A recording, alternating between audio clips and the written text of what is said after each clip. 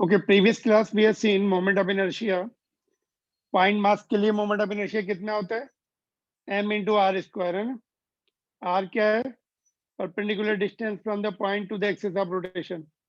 ये perpendicular distance है which will happen to be the radius of turning in fact. Clear? अगर point mass more than 1 है तो सब ऐड हो जाएंगे। देखो सपोज ये m1 है, ये m2 है, ये m3 है, तीनों का ऐड हो जाएगा i1 i2 i3, है ना। तो i1 plus i2 plus i3, है ना। तो m1 r1 square plus m2 r2 square plus m3 r3। r3 तो एक्सिस पर ही, एक्सिस ऑफ रोटेशन पे, इसलिए 0 हो जाएगा। If point happen to be on the axis of rotation, then moment of inertia will be 0. ठीक है, तो let's see, ये क्वेश्चन मिला था होमवर्क में तुम लोगों को, है ना। क्या आंसर आया इसका?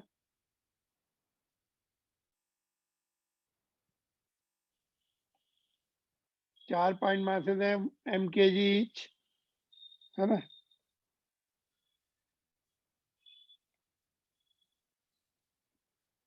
और इस एक्सिस से निकलना है जो कि A से पास हो रहा है, पैरेलल टू BD है, इस डायगोनल के पैरेलल है।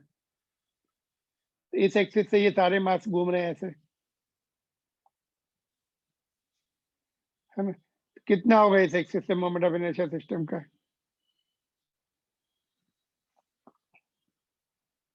आया आंसर संस्कृति?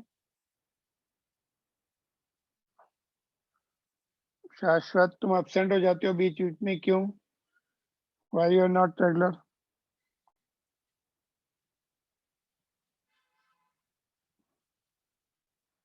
व्हाट इज द आंसर संस्कृति?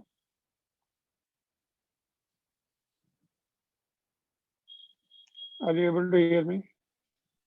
Yes, sir. कैन फिर रिस्पॉन्स दो ना। आई थॉट कि मेरी आवाज नहीं आ रही, है ना। ठीक है, आया कुछ इसका आंसर? सर मैंने सॉल्व नहीं किया। क्यों? फिर तो सर इसका तो 0 हो जाएगा। इसका कितना आएगा इस एक्सिस से? इस एक्सिस से कितना है? पहले ये डिस्टेंस निकालनी पड़ेगी और इसका डायगोनल निकालना पड़ेगा, इसका भी ये डिस्टेंस निकालनी पड़ेगी। परपेंडिकुलर डिस्टेंस चाहिए कि नहीं, ये वाली? यस ये जो डिस्टेंस होगी डायगोनल की आधी होंगी। ये पूरा डायगोनल है, आधा डायगोनल कर दिया, तो पहले डायगोनल निकाल लो और ये डिस्टेंस डायगोनल की आधी, ये आधी, तो इसका हो जाएगा i1 तो 0 हो जाएगा, i2 non zero, i3 non zero, सबको ऐड कर दोगे, आंसर मैच हो जाएगा इसमें से किसी का। ठीक है, तो try again and tell me the answer in next class. Alright, yes sir. तुम लोग के पेपर्स चालू थे क्या? पेपर्स थे क्या? हाँ सर, स्टार्ट है 14 टू फ्राइडे तक। फिजिक्स का कब है? फिजिक्स का 14 को था। अच्छा गया। अच्छा गया, ओके गुड। सब है। सब आ गया ना, वेरी गुड हम्म, गुड। तो कीप इट अप, ऐसे ही करते रहो पूरा सॉल्व, है ना। ओके, इसका भी था शायद, शाश्वत का भी है ना। शाश्वत इज म्यूटेड, उसका माइक माइक ऑफ है शायद। Are you able to hear me Shashwat? Okay, ये देखो, ये वाला, ये भी पॉइंट मास का है। संस्कृति पेपर भेज देना, you just WhatsApp me your paper, है ना। आई वांट टू सी। सब पेपर नहीं है। अच्छा, कैसा था फिर? ऑनलाइन सब वो डाउनलोड एक ने? ब्राउजर के थ्रू अच्छा, पेपर दिखा रहे थे और हमें सॉल्व करना ओके था, सबमिट करना था। ओके, डाउनलोड नहीं हो रहे थे वो? हाँ ओके, ठीक है, जितने याद होंगे तो वो लिख के भेज देना शॉर्ट में, है ना। Okay memory sir. बेस्ड, जैसे मेमोरी बेस्ड पेपर निकालते हैं ना, वैसे टाइप। ओके, तो ये देखो, ये क्वेश्चन था एक m1 m2, और एक्सिस कहाँ से? सेंटर ऑफ मास से जा रहा है, दोनों के बीच का डिस्टेंस r है ना। तो इसका क्या करेंगे, सेंटर मास से एक्सिस जा रहा है तो पहले R1 R2 डिस्टेंस निकालनी पड़ेगी। हमें याद है R1 कैसे निकाला था हमने, फार्मूले से, सेंटर ऑफ मास। सपोज ये ओरिजिन ले लेंगे हम यहाँ पे, ये y एक्सिस हो जाएगा, ये x एक्सिस हो जाएगा, तो ये m1 ओरिजिन पर आ जाएगा। तो हमने किया था एक पार्टिकल को ओरिजिन पे ले लिया था, सेंटर मास का x coordinate which will be equal to R1। ये जो होगा ना, ये x जो डिस्टेंस होगा सेंटर मास का ओरिजिन से, वो R1 के बराबर हो जाएगा यहाँ पे, है ना, R1 के बराबर हो जाएगा। दैट विल बी, पहला पार्टिकल तो ओरिजिन पे है m1 x1, क्या फार्मूला होता है याद है, m1 x1 m2 x2 upon m1 plus m2। तो फर्स्ट ओरिजिन पे हो गया, वो तो 0 हो गया, m2 इज m2, और x2 कितना हो जाएगा, r हो जाएगा, ये डिस्टेंस जो है x2 हो जाएगा, which is equal to r। यहाँ पर x2 will be equal to r, तो r पुट कर दो नीचे, m1 प्लस m2, और r2 कितना हो जाएगा, देयरफॉर r2 सेंटर मास के दूसरे पार्टिकल से, ये जो पार्टिकल है यहाँ से डिस्टेंस कितनी होगी, तो टोटल r में से r1 माइनस कर देंगे, टोटल डिस्टेंस में से पहले पार्टिकल की माइनस कर दी तो ये आ जाएगा। तो r की वैल्यू कितनी आई अपनी, m2r upon m1 plus m2। इसको जब सॉल्व कर देंगे, m1r प्लस m2r, एलसीएम ले रहा हूँ, m2r, ये टर्म तो कैंसिल ही हो जाएगा, तो r2 विल बी, ये वाला टर्म कैंसिल हो गया, डिस्टेंसेस मिल गई तो मोमेंट ऑफ इनर्शिया मिल जाएगा। I will be I1 plus I2, I1 is m1 r1 square, m2 r2 square। इसमें r1 r2 की वैल्यू पुट कर देंगे, m1 r1 हमने ये निकाला, ये वाला r1 है, which is m2 r upon inverse ratio of masses में आते, देखो m1 में m2 है ऊपर r1 में, r2 में m1 होगा, बाकी टर्म सेम होंगे, देखो ये स्क्वायर हो गया, r2 में देखो कितना आया, m1 आया है, इनवर्स रेशियो ऑफ मासेस में, बाकी टर्म सेम है। इसमें कुछ कॉमन निकाल सकते हैं हम, जो कॉमन है वो बाहर निकाल लो, एक तो आर स्क्वायर कॉमन है, नीचे m1 प्लस m2 कॉमन है, स्क्वायर उसका, ऊपर क्या बचेगा, ऊपर भी देखो कॉमन आएंगे, देखो इसमें m1 m2 स्क्वायर, इसमें m2 m1 स्क्वायर है, तो ऊपर m1 m2 कॉमन आ जाएंगे, और बचेगा क्या अंदर, m2 बचेगा, इसमें m1 बचेगा, जो कि नीचे से कैंसिल हो जाएगा इसका, तो अपना आंसर आएगा m1 m2 m1 plus m2 r square. ये मोमेंट ऑफ इनर्शिया आ गया। कभी कभी इसको रिड्यूस मास बोलते हैं, it is called reduce mass, कुछ बुक्स में it is termed as a reduce mass, symbol mu दे देते हैं उसका, therefore I is equal to mu into R square, इस तरह से। अदरवाइज ये तो आंसर है ही, this is answer. Centre mass से निकालना है, सेंटर मास से डिस्टेंसेस निकालनी पड़ती पहले, फिर उसको I equal to I1 plus I2 का फार्मूला लगाना पड़ता है पॉइंट मासेस का। फिर हमने जो सेंटर मास से इंडिविजुअल डिस्टेंसेस निकालनी है पार्टिकल की, R1 R2, है ना, तो ये फार्मूला पड़ा था, वो यूज किया हमने सेंटर मास से निकालने के लिए। This was the homework problem.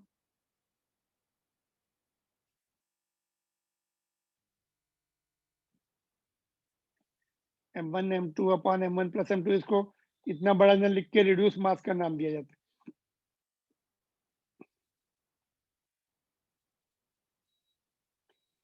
क्योंकि दोनों मास से कम आता है, वो ऐड करके देखो ये फार्मूले से, सब दोनों 1 kg ले लो, चलो 1 kg का तो वैसे सेंटर ऑफ मास सेंटर में ही होता है। तो रेड्यूस मास कितना आएगा 1 × 1/1 + 1। Reduce mass mu is equal to ½ kg आएगा। अगर दोनों इक्वल मासेस लेके हमने रेड्यूस मास निकालने की कोशिश की। ऑलराइट, तो ये एक टर्म तुम्हें कॉम्पिटिटिव एग्जामिनेशन में कहीं आएगा तो ठीक है, नहीं तो उसको ये वाला आंसर याद कर लो। ये वाला आंसर ये ऑप्शन में दिए होंगे। तो moment of inertia of rigid extended bodies, तो इसका निकालने का तरीका जैसे ये सपोज हमें रॉड का मोमेंट ऑफ इनर्शिया निकालना है ना। तो मोमेंट ऑफ इनर्शिया का फार्मूला क्या होता है, I = mr² होता है ना। यहाँ पर क्या करना पड़ेगा, इसको ऐसे लेना पड़ेगा,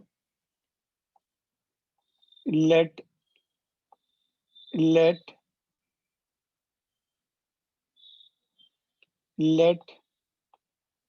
dm is small mass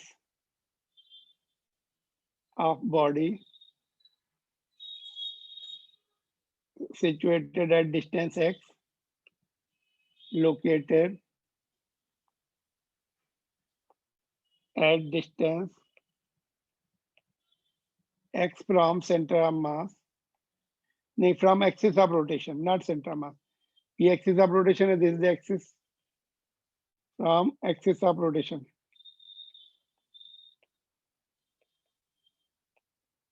Then moment of inertia will be I is equal to integration, ये फार्मूला, तो ये it is given by this formula. Integration करना पड़ता है या समेशन करना पड़ेगा।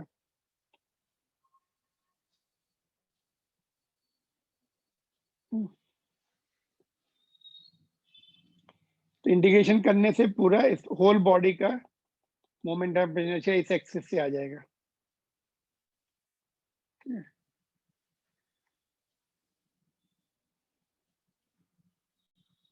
तो इंटीग्रेशन के अपने कोर्स में नहीं है, अभी डायरेक्ट है। अपना जो है अपनी टेक्स्ट बुक में डायरेक्ट मासेस दिए हैं, डायरेक्ट बॉडीज दी हैं, सिमेट्रिक बॉडीज दी हैं, उनका मोमेंट ऑफ इनर्शिया 5 ऑब्जेक्ट है, उनका मोमेंट ऑफ इनर्शिया हमेशा लर्न करके रखना पड़ेगा तुम्हें।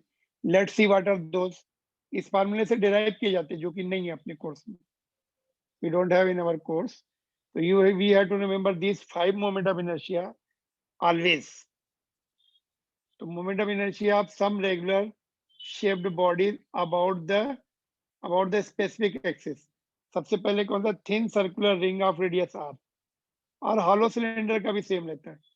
ये रिंग है, थोड़ा सा बड़ा कर देते हैं इसको, ठीक है। तो ये रिंग है, एक्सिस उसके सेंटर से होके जा रहा है ऐसा। इसका कितना आएगा mr², I will be mr²। m is the mass, r is the radius, है ना। डिस्क का कितना आएगा, सेंट्रल एक्सिस से जो कि परपेंडिकुलर है। डिस्क एंड सॉलिड सिलेंडर का सेम आता है, क्योंकि they look like a solid cylinder, है ना। बस उसकी लेंथ कम है, लेंथ पे वैसे भी डिपेंड करता नहीं, ये ½ mr²। तो I is equal to ½ mr², ठीक।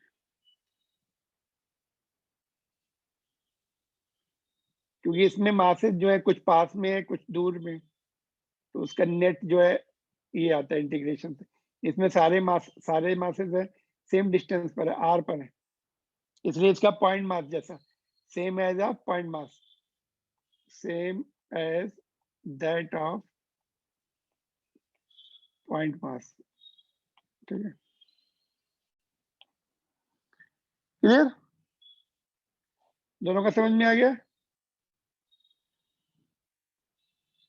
Axis Yes, sir. इंपॉर्टेंट है, एक्सिस हमें मेंशन करना है, जिसमें जो एक्सिस दिखाई है उसी एक्सिस पे। एक्सिस चेंज होगा तो मोमेंट ऑफ इनर्शिया चेंज हो जाता है। Moment of inertia depends upon the axis of rotation and mass distribution and shape of the body. तो थिन रॉड का देखते हैं। थिन रॉड, ये लेंथ L है, thin rod of length L, about this perpendicular axis passing through the midpoint.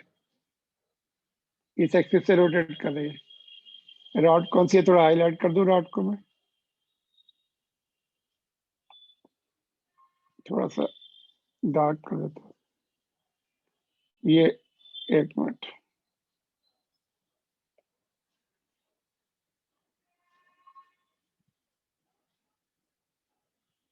ये rod है, ठीक है, थोड़ा डार्क कर दिया मैंने।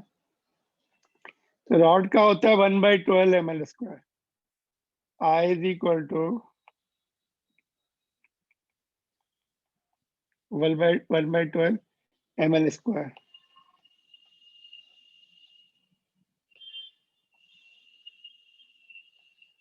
One by 12 ml square. L is the length, integration से आते हैं ये सब। M is the mass of the body, L is the length of the rod। और ये चौथा कौन सा है, solid sphere of radius r about any diameter, कोई भी डायमीटर हो, ये ले सकते हैं, ये ले सकते हैं डायमीटर, ये डायमीटर ले सकते, सेंटर से पास हो, डायमीटर ऑटोमेटिकली सेंटर से ही पास होगा। इसका कितना आता है सॉलिड का, 2/5 mr स्क्वायर, 0.6 mr स्क्वायर। और हॉलो स्फीयर का, हॉलो स्फीयर है ये तो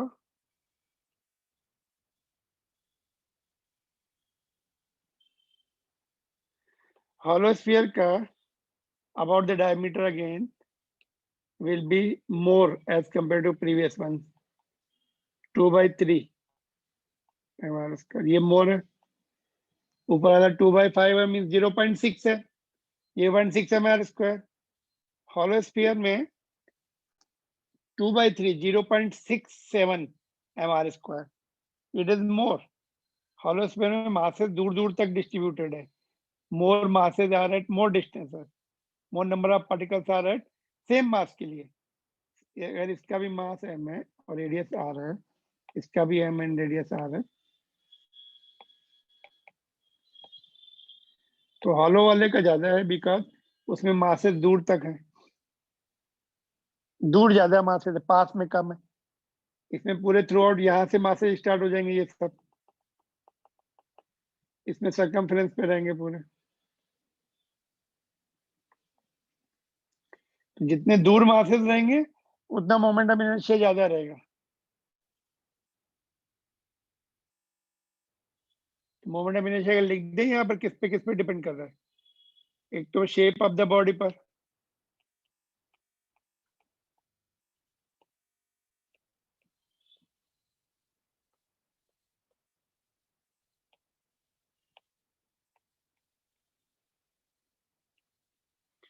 दूसरा एक्सिस ऑफ रोटेशन पर।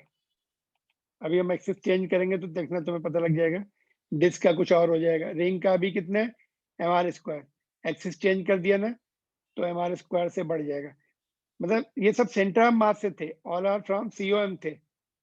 COM सेंटर ऑफ मास से मिनिमम होता है, सेंटर ऑफ मास से मिनिमम, ऊपर लिख दूं मैं कहीं पर मिनिमम, देखो यहाँ पर देखो, ये सेंटर ऑफ मास से निकला ना, तो moment of inertia about COM will always be minimum।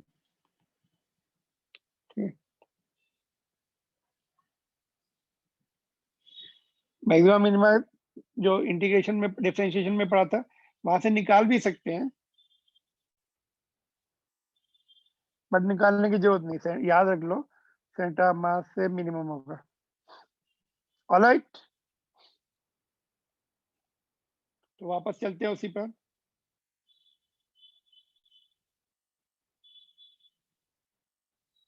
ये तुम्हारी टेक्स्ट बुक के डायग्राम है, टेबल नंबर 7.1, उसको मैंने थोड़ा सा चेंज किया है, हॉलो वाला नहीं दिया था, सॉलिड वाला का ही कॉपी करके। तो ये मोमेंट ऑफ इनर्शिया किस पे डिपेंड कर रहा है, moment of inertia shape of the body पर, एक्सिस ऑफ रोटेशन पर, और तीसरा मैंने क्या बताया, मास पर और mass distribution, mass and it's distribution.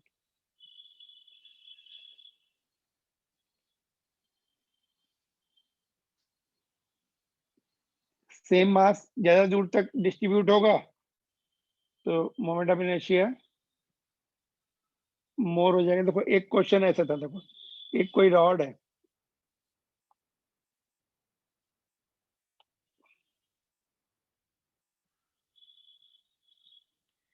अगर वो आधी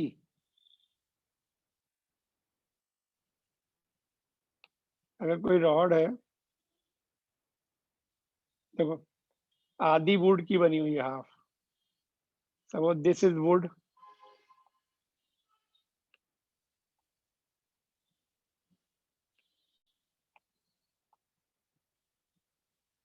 और दिस इज सपोज आयरन की बनी, remaining part is made of iron suppose, है ना। आयरन का कौन सा कलर होता है केमिस्ट्री में? कुछ कलर्स कोड है? चलो ये ले लो, ये है ना? तो ये वुड है, ये आयरन है। तो आयरन दूर है और ऐसे रोटेट कर रही है, हैवी पार्ट दूर है तो मोर मोमेंट ऑफ इनर्शिया। इसको पलट दो, आयरन का इधर ले आओ, आयरन का अगर इधर ले आओ पार्ट, है ना।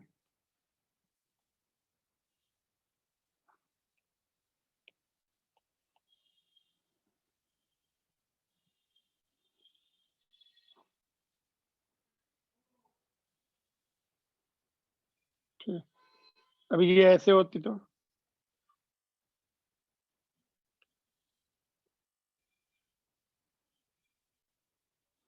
इसमें less moment of inertia, iron वाला पास में आ गया, वुड वाला दूर हो गया, इसमें less moment of, heavy part जितना दूर होगा ना उतना मोमेंट ऑफ इनर्शिया मोर आएगा, क्योंकि मास इंटू आर स्क्वायर होता है ना। छोटे छोटे पॉइंट समझ लो उसको, छोटे छोटे पॉइंट में डिवाइड कर लो, m1 इंटू r1 स्क्वायर, है ना, m1 इंटू r2 स्क्वायर। तो मास बढ़ रहा है और वही डिस्टेंस से मल्टीप्लाई होगा तो product will be further more. तो हैवी हैवी हैवी पार्ट दूर होने से मोमेंट ऑफ इनर्शिया मोर होगा, इसमें लेस होगा, इसमें मोर होगा। तो मास डिस्ट्रीब्यूशन का मतलब ये भी हो गया ना, क्लियर? Yes sir. तो ऐसे भी कभी कभी क्वेश्चन आते हैं। नाउ टेल मी, अभी मैं जो हमने पढ़ा है ऊपर, ऊपर का टेबल देख के बताओ इसका आंसर क्या होगा। What will be the moment of inertia of thin rod of mass m and length l about x and y axes? बोलो, सी सी योर दैट जो लिस्ट दी है मैंने उसको, उसमें देख के बताओ ये रॉड का x एक्सिस से कितना होगा, सोच के बताओ बिल्कुल, x एक्सिस से एंड y एक्सिस से। Think, take your time and tell me, these are the good questions for your foundation.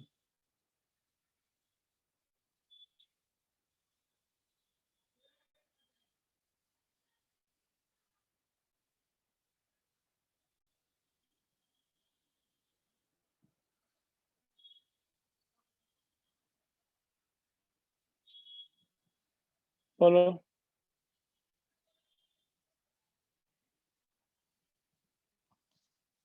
बोलो क्या आंसर आ रहा है? एक्स एक्सिस से कितना आएगा? कैसी रॉड है? थिन है, थिन रॉड है ना।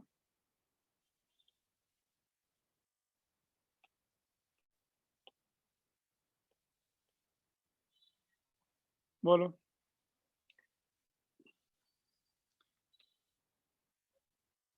एक्सिस से कितना आएगा? वाई एक्सिस से, वाई एक्सिस से कितना आएगा? बोलो, वाई एक्सिस से कितना आएगा?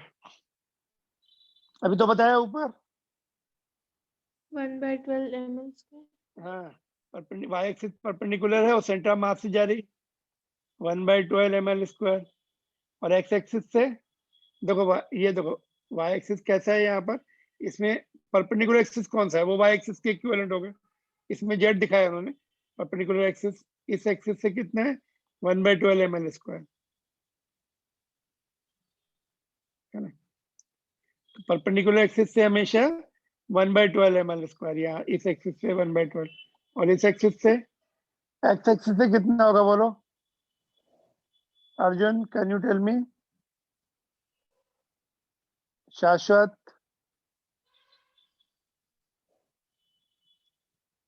संस्कृति, बोलो what are you thinking about this? कितना होना चाहिए? ये छोटे छोटे पॉइंट मास में डिवाइड कर दो, है ना। एक पॉइंट मास, दूसरा पॉइंट मास, तीसरा पॉइंट मास, चौथा, पांचवा। तो एक्सिस पॉइंट मास से होके जाता है तो कितना होता है? 0. 0,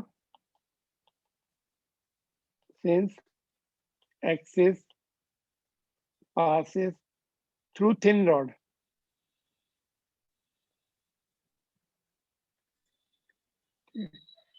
तो थिन रॉड है तो पॉइंट मास जैसा सोचना है उसके बारे में, है ना। थिक रॉड होगी तो पॉइंट मास जैसा नहीं सोच सकते, थिन रॉड के लिए सोच सकते हैं। तो 0 हो गया, गेटिंग और not? Yes, sir. This is useful point, है ना? आगे काम आएगा तुम्हें।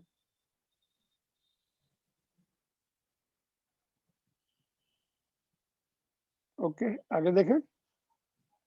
Yes, sir.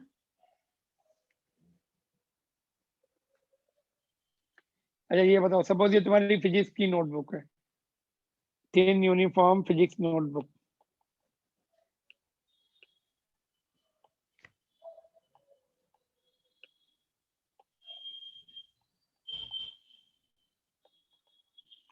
फिजिक्स नोटबुक, बोलो। तो इसका हमें निकालना है, कहाँ से निकालना है? जो एक्सेस दिया है, एक मिनट, 2 एक्सेस बता देता हूँ मैं तुम्हें, एक मिनट। थोड़ा सा इसको क्लियर कर लेते हैं, यहाँ पे नोटबुक के अंदर चली गई हैंडराइटिंग, थोड़ा बाहर निकाल लेते हैं।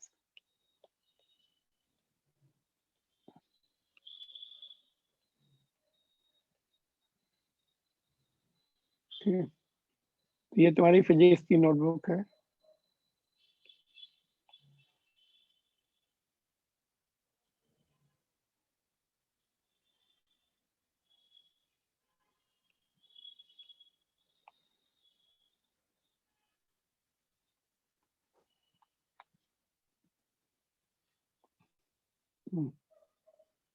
बोलो, इसका जो है इस एक्सिस से अबाउट, कौन कौन से एक्सिस? 2 एक्सिस से निकलना है।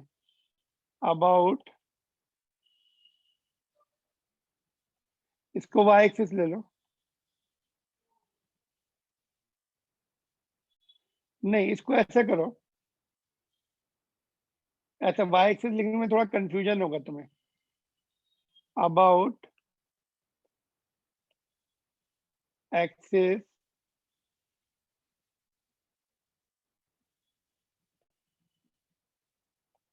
passing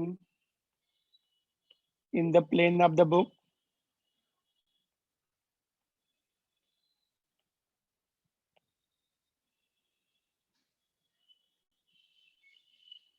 and parallel to side B, parallel to B, and parallel to number 1 width. B is the width, है ना।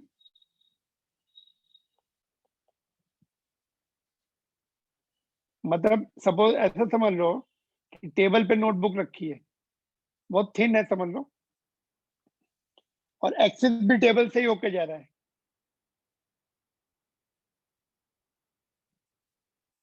वो डायग्राम। तो बोलो अभी what will be the answer. एक मिनट, थोड़ी सी मैं स्पेस बनाता हूँ, बोलो।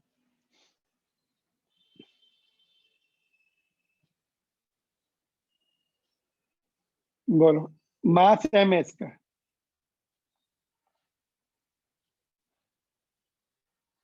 Anybody?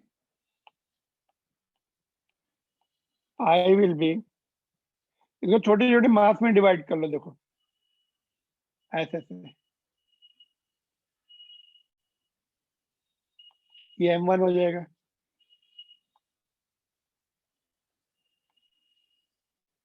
तो क्या हो जाएगा, छोटे छोटे मास में डिवाइड कर दो,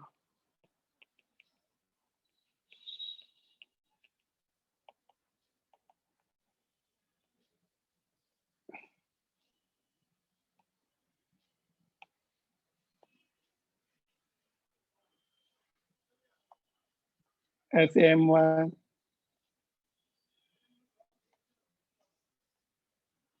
लाइक दिस, ठीक है, and so on.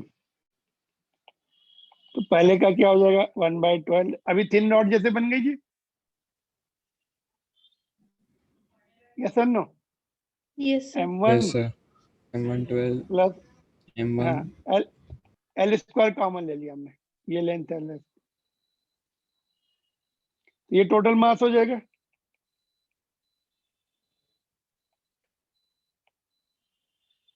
Yes, sir. इस तरह से आएगा। और अभी इसको रोटेट कर देते हैं, अभी इसको हम कैसा करते हैं, ऐसा बना देते हैं सेकंड पार्ट में, पार्ट बी, इसको हम पार्ट बी का, एक मिनट, पार्ट बी लिखते हैं, एक्सिस पैरेलल टू लेंथ,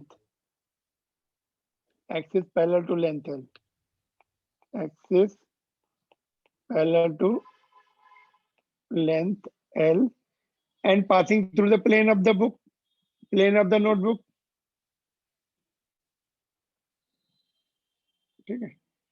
तो अभी क्या हो जाएगा, एक्सिस ऐसा हो जाएगा, अभी रॉड्स छोटी छोटी हो जाएंगी, ये B हो गई और ये L हो गया, है ना?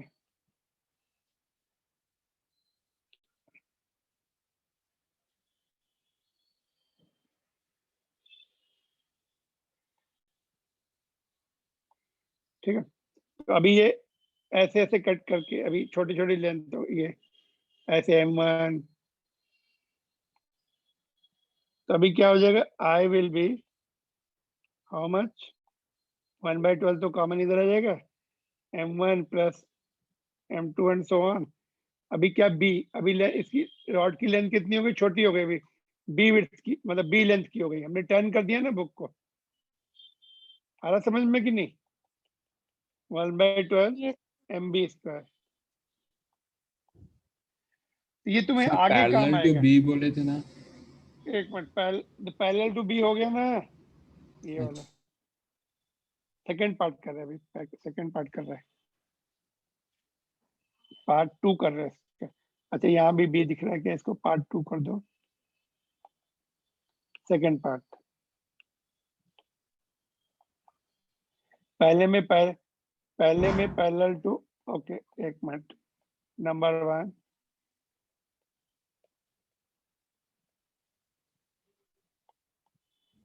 पैरेलल टू विड्थ b है ना, अभी ठीक है, समझ